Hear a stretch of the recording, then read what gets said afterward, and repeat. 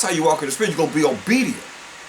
Now, how you walking in the Spirit, how you not under the law and you wicked as ever? You doing whatever's contrary to the Most High. Don't make any sense. That's why it's going to go, he's going to go into it, read.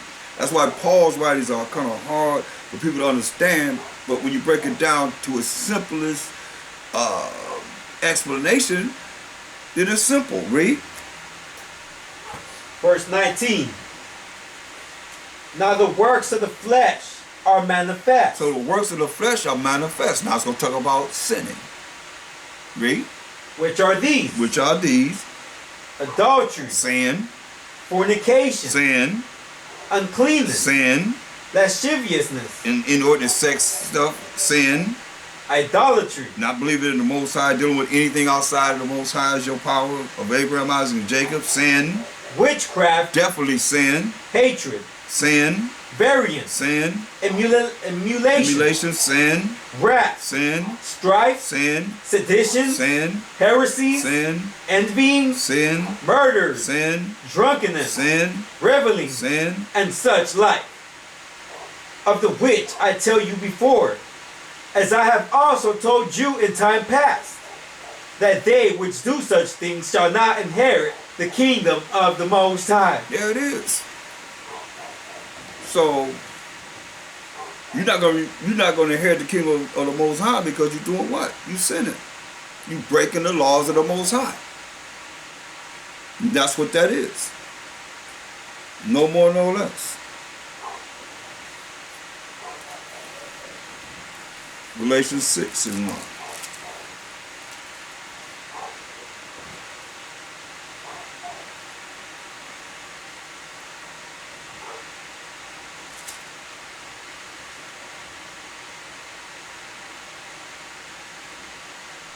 The next chapter.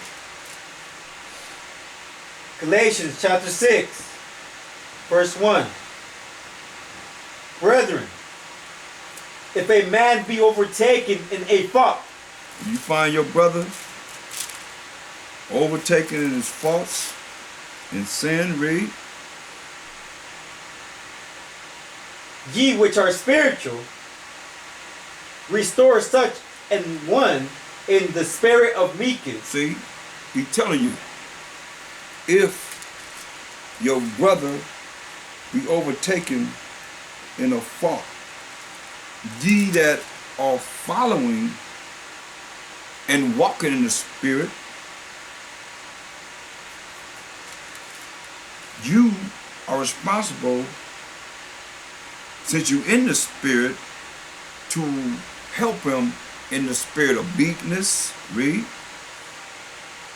Considering thyself, That's humility. Considering yourself. Read. lest thou also be tempted. Lest that spirit come on you.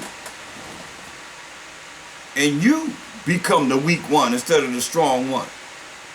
You start dealing with the flesh instead of the spirit. Take you out of being the spirit to dealing with the fruits of the flesh.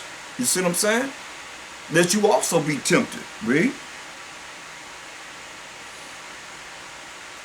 Verse 2.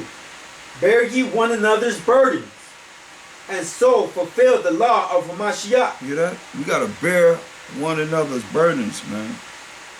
When one hurt, we all hurt. When one rejoice, we all rejoice. We rejoice with each other. We hurt with each other. We feel what it is that our brothers are going. You don't laugh at your brother when he's down. You don't stomp him. You don't put your foot on him, waiting on the brother to go down so you can put your foot on him and stomp him down to the ground. That's wrong. That's what I see brothers doing. Oh, yeah, they be happy to see you fail or something happen to you that's negative. It ain't funny. You supposed to feel it just like they feel it. You rejoice, we all rejoice. Something happened good for you, supposed to be happy for your brother coming up. You know? You got a new car? Oh, you think he is? He got a new car. I ain't got no new car. Envy and hating you. But you say, wow, why would you feel like that? I mean, you should be happy for me. Dang, you see I was on the train. You know what I mean? Catching trains and buses for years, and now I got a car. Now you gonna be hating on me. See, that's cold-blooded, man. That's the world, though. So we gotta bear you one another's brothers' burdens, man. And so fulfill the law of Mashiach. What if he just said, man, forget them? You know, he did say, hey, look, Most High, hey, take this cup from me. In the end, he got weak. He said, hey, but let thy will be done. And the will of the Most High was to bruise him. It pleased him to bruise him for our sins. He bare the iniquity of us all. You see what I'm saying? But what if he laid down his life for us? What if he said, no, I don't want to do it? We still be in a bad shape, man. Worse shape than we are now. Because he said, I'm going to send you a comforter. Comforter, last I know, comfort means, you're going to see that peace, his love, the love of the Most High. You see, we have that. We born in a world that's not as bad as it was for us. When you go back in time, 1492. You see? Go back to the time of the Maccabees and so forth. Before them, taking down the Greeks. You see what I'm saying? The Romans. They came and said evils multiplied in the earth when they came into power, man. Very much so. We lost all our identity, our heritage, everything. Monies, our women, our glory. Because we didn't want to follow the Most High. And he already prophesied what he's going to do. You see what I'm saying? Way back in the wilderness. People talking about 2,000 years. No, we got to go back, way back to the wilderness. Maybe 10,000 years ago. See? And here we are fulfilling what was written in Deuteronomy. Right now. Let's say the Bible's not true. Are you serious? For all that is brought forth, say what we're going to go through, we can look and see we actually dealing with this. Day after day. Verse 3. Galatians chapter 6, verse 3. For if a man think himself to be something, when he is nothing, he deceiveth himself. Yeah, if a man think himself to be something in the eyes of the Most High, when he is nothing, you deceiving yourself. You lying to yourself. But see, a man be saying, that's not me. They want to be puffed up. They want people to look up to them. Like, you can use Yam on the end of their name. We Mashiach them. You can use their name, and you might, all you that uplifting all these men, you put Yam on the end of their name. Because you cancel out Mashiach. 1 Corinthians 3:23 says, for ye are Mashiach them. And Mashiach is the Most High. Not no man yam. That's this plural, masculine plural in Hebrew, Yam. Y-A-M. You see, that's why we saying Mashiach Yam. You see, we are Christ's. We the Messiahs. We the anointeds. And he is the Most High. That's the only way we reach the Most High is through him. You see, so men are elevating men to the point of they can't be Mashiach them. They can't be Mashiach them. And you'll see them stop. They're going to stop dealing with Colossians 3:17. Whatsoever we do in word or deed. Whatever you say, whatever you do all about Shema Shak Yahushua. So how they get into the Most High for whatever they're doing? Whatever they saying. Whatever you say, whatever you do, Most High dealing with you? No. You on your own. That's why we start with Colossians 3:17. We give thanks to the Most High by Shema Mashiach Yahushua. Because he's there with us. We inviting him there to be among us. What better protection can you have than him? Better ask somebody. That's real. That's why I say, for if a man think himself to be something when he is nothing, he deceiveth himself. That's not marvelous in the eyes of the Most High. You think you are that. Mashiach Shai said, he that exalted himself shall be abased. And hopefully you're going to live to see it, to see the word of the Most High be true. He that humble himself shall be exalted. So we looking at. That's what works. Read. Verse 4. But let every man prove his own work, and then shall he have rejoicing in himself alone, and not in another. Yeah, but let every man prove his own work. You got to prove your own work before the Most High, while Mashiach Yahushua. And then shall he have rejoicing in himself alone. You hear that? Rejoicing in yourself alone. That means ain't nobody else there, right? Ain't nobody else to bring you up, right?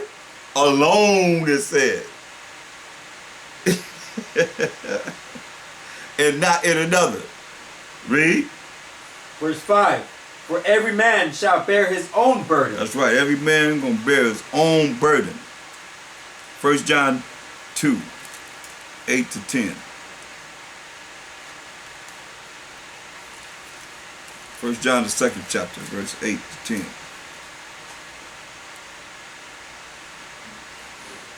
1 John chapter 2, verse 8. Again, a new commandment I write unto you, which thing is true in him and in you, because the darkness is past. See, it's a new commandment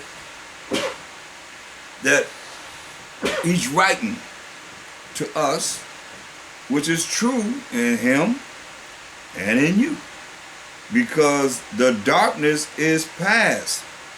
The ignorance is supposed to be past, supposed to be done away with. You're not supposed to be in darkness at this time. We're not supposed to be in darkness, we as Hebrew Israelites, as the world is in darkness. You see, the people are in gross darkness, says in Isaiah 60 and 2, right? Say darkness is past. So why you going to still be ignorant? When he tells you, go ahead. Verse 9. He that said. No. The last part of 8. Oh. Because the darkness is past.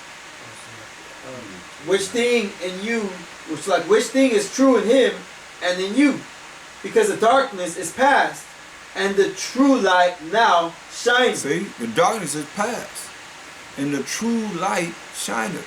And we know that that light, first and foremost, is Proverbs 6 and 23, which is, he said, the law is a lamp, and the commandment is light.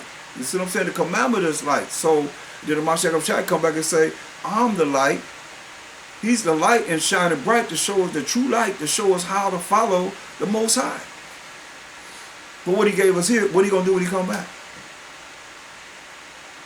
What he's going to do when he come back? For 1,000 years. Teach us. Teach us what?